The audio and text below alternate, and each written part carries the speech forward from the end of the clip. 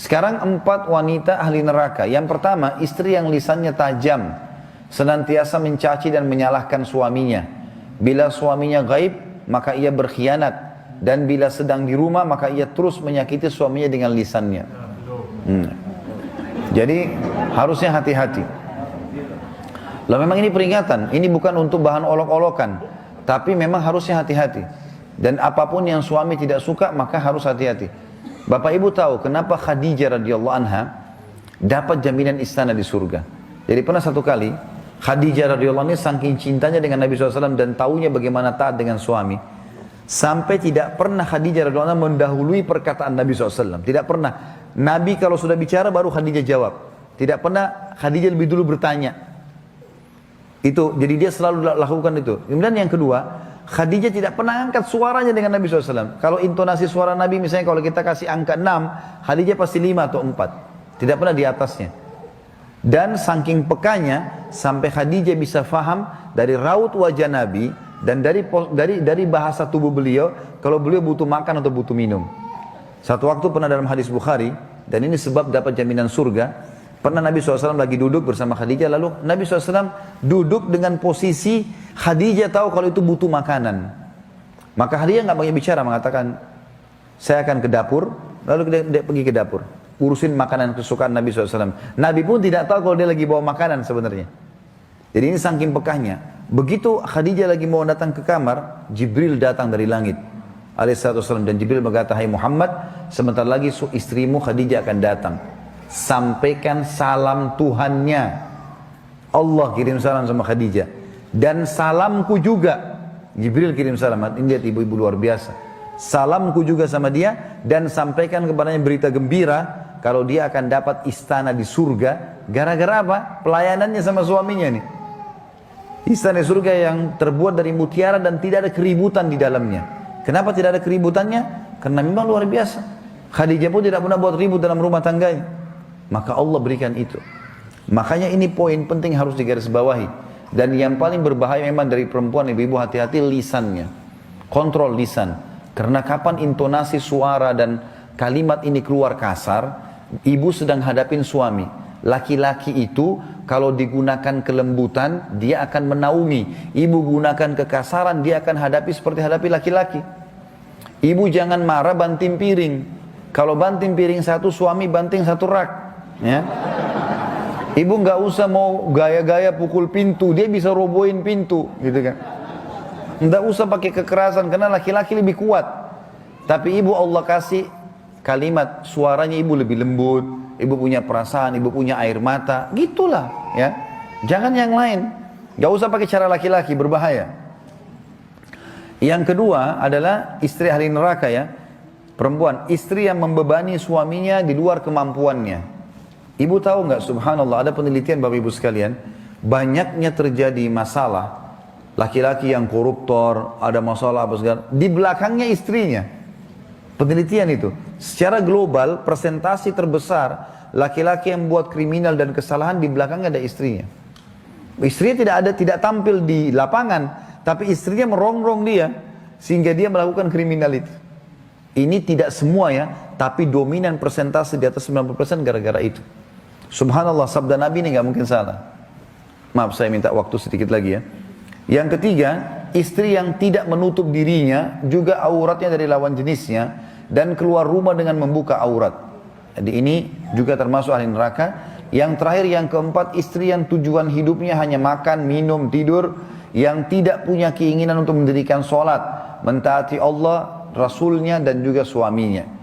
Jadi misalnya sibuk di depan TV, suaminya datang, mana makanan? Tuh di meja makan. Sholat, sebentar aja sholatnya. Gara-gara sinetronnya, gara-gara filmnya, gitu kan. Maka ini ahli neraka ini, hati-hati. Ya. Kemudian ada hadis yang lain, kata Nabi SAW, kita sudah selesai tadi 4 ahli neraka, 4 ahli surga. Hadis yang lain, tidak ada seorang istri pun yang meninggal dunia, lalu suaminya ridho kecuali ia pasti masuk surga. Ada jaminan di sini. Karakter laki-laki ibu harus kenal, saya sebutkan secara global, adalah dominan akal. Jadi kalau akal itu artinya masalah, solusi. Kemudian dia butuh dihormati kepemimpinannya. Biarkan dia mengambil keputusan, kita tinggal jawab pada saat ditanya. Jangan mendominasi. Mendominasi akan bentrok dengan karakter laki-laki. Tidak bisa sejalan nanti. Kemudian kalau mau memperbaiki, suami atau laki-laki tidak suka dihardik. Ya, tidak suka dihardik. Kamu salah, kamu begini, kamu begitu. Itu tidak bisa. Akan bentrok. Walaupun dia salah, dia akan menyerang. Itu karakter. Sama tidak suka digurui. Ya. Kemudian sebaliknya, suami suka diterima kasih. Ya. Ibu harus ucapkan itu.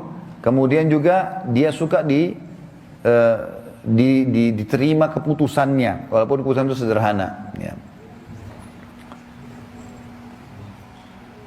Kata Nabi SAW dalam hadis yang lain, Allah tidak akan melihat seorang istri yang tidak berterima kasih pada suaminya, padahal ia butuh dengan suaminya. Allah tidak lihat, maksudnya Allah tidak akan memberikan ya kebaikan-kebaikan kepadanya. Dalam hadis yang lain juga, 3 golongan yang tidak akan diterima. Kata Nabi SAW, sholatnya, juga amalan-amalannya tidak akan dilangkat ke langit.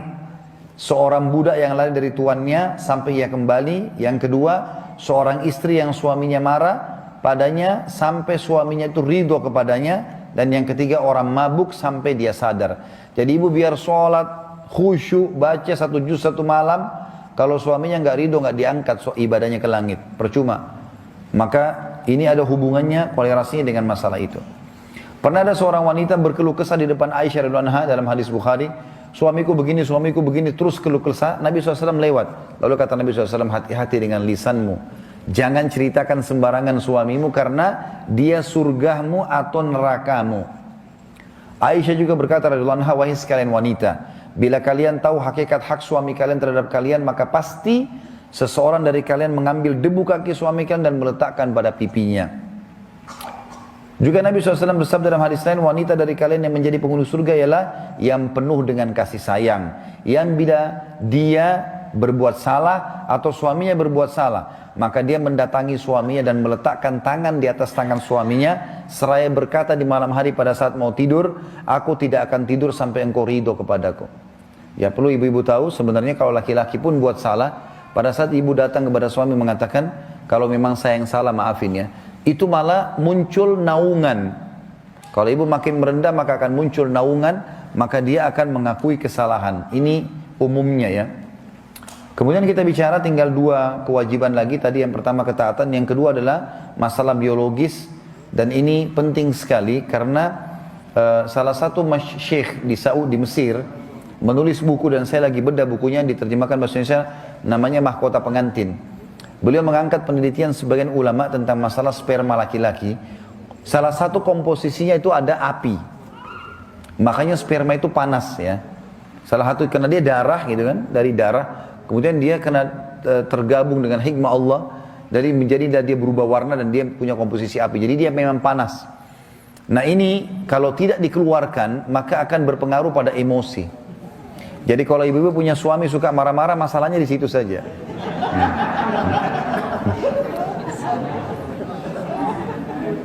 Makanya dalam Islam, dalam rumah tangga, istri itu disuruh layani biologi suami. Sampai perhatikan hadis Nabi ya, bila seorang suami memanggil istrinya keranjang, bahasanya jelas dengan letter seperti itu, letter begitu, lalu si istri ya, tidak mendatanginya, tidak mau datang, maka istri tersebut dilaknat sampai pagi. Kok bisa kesannya kayak perempuan terkekang di situ ya? Padahal sebenarnya bukan itu. Allah sebagai pencipta lebih tahu. Karena suami akan emosional, tidak akan penuhi kebutuhan, akan kasar. Pengaruhnya gara-gara biologis. Biologis itu berbahaya karena sperma itu panas. Dia nggak bisa mengontrol itu semua. Juga dalam hadis yang lain, bila seorang suami memanggil istrinya keranjang sedangkan si istri sedang dicorong asap rumahnya, maka dia wajib menjawab panggilan suaminya. Ibu-ibu saya kasih kata kunci, kalau mau dompet suaminya terbuka. Mau nggak? Pasti dia akan royal sama ibu-ibu. Bapak-bapak juga sini pasti akui. Ini di rumah Allah nanti disaksikan. Ada 3 hal yang harus dijaga dari laki-laki. Pertama matanya, pandangan mata. Makanya kata Nabi SAW, wanita ahli surga, wanita yang kalau kau lihat kepadanya kau akan senang. Berarti pandangan laki-laki berpengaruh sekali. Kalau suami ibu suka warna merah kah, warna biru kah, warna apa saja, pakai warna itu. Jangan ibu disuka warna biru pakainya kuning ya. Kenapa pakai ini? Saya tidak suka. Ya sudah, saya suka. Dari dulu saya gadis pakai ini. Jangan. Dia suka warna itu, ya warna itu. Ada pernah rumah tangga Bapak Ibu sekalian 15 tahun berjalan. 15 tahun berjalan. Itu subhanallah mau cerai. Setelah saya telusurin masalahnya apa nih, saya dilibatkan dalam masalah itu.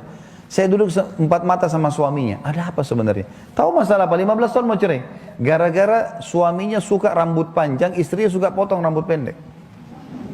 Saya ini kena fitnah dengan rambut panjang. Setiap saya bilang sama istri saya, jangan, tidak mau, potong pendek. Kenapa potong pendek ya? Biarin panjang, kenapa sih?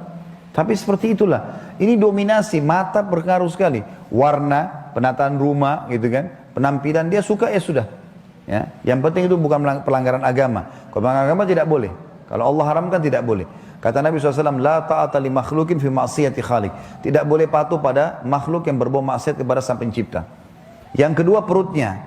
Apa yang bapak, suami ibu suka makanannya, misal sayur asam, misal apa, siapin selalu. Walaupun ibu lihat ini orang kok nggak bosan-bosan makan itu terus. Enggak apa-apa, biarin di depan dia ada itu. Ada sayur asam, nanti ibu mau tambah menu lain silahkan. Begitu dia duduk, nah ini favorit saya, nah bagus deh itu. Ya, enggak usah bilang kamu nggak bosan ya, jangan bilang. Yang ketiga kemaluannya, biologisnya. Kalau sudah dipenuhi tiga-tiga ini, dompetnya terbuka.